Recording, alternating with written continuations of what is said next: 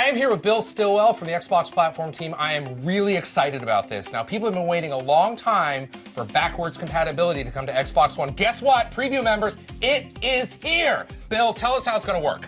Thanks, Larry. Yes, backward compatibility for Xbox One is here.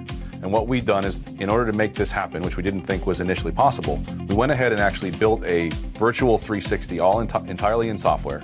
And then we take the old 360 games, put them in the emulator, and then we run it through emulation. That's really interesting because, I mean, that's based on the original Xbox One architecture where you kind of do a lot of fancy stuff with the different operating systems, and we're seeing it happen right now. Now, Bill, behind us, I see we've got Borderlands, incredibly popular on Xbox 360, but this is actually running on Xbox One. That's correct. Borderlands is one of my favorite games, and so this is one of the first titles we pulled through.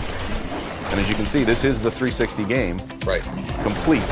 And all we did was put it through the emulation program, and now I'm playing it here on my Xbox One. And you have access to all your Xbox 360 friends, the achievements, the dashboard, right? You have everything that's right there. Yeah, there is a full guide that's included with every one of the titles that we release, and you can access that guide to do matchmaking, to do chat, and all the things that you would normally do on your 360. In addition to whatever you have on the Xbox One. And while you're doing that, you could actually snap an app or snap television if you wanted to. Yep, Xbox take a screenshot or Xbox record that will all work. Awesome. And you'll be able to use that as well. All right, Bill, let's talk about achievements.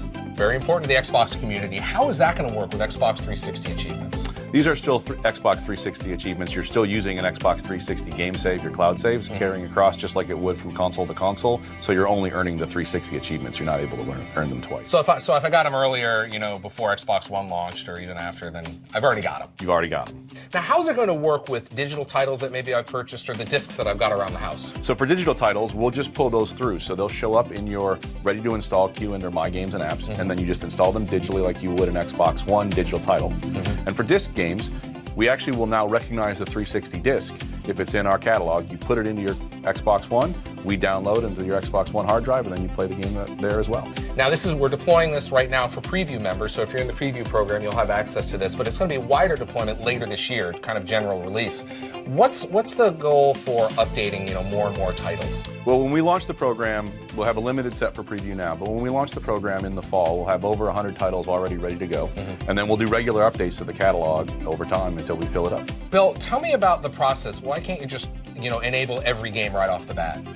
Well, there are some technical restrictions. Because this is just a software version of a 360, we can't do any USB peripherals or use the original Kinect. But beyond that, all we do is take what we decide are the right games, put them in through the program, package them, and then we can distribute them to the catalog. And really, the only thing that stops us is getting the legal permissions for things like licenses that may have changed over time or whatever the case may be.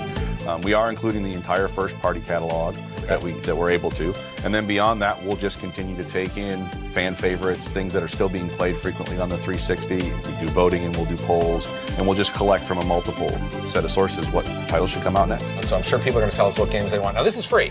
Correct, it is free. There's no charge for this. You're going to be able to, using the games you already have on Xbox 360, once you guys work and run them through the emulator, I'll be able to download them and away I go. Yep, absolutely. Fantastic. Bill Stillwell from the Xbox platform team. Bill, thanks for joining me. Thank you, Larry.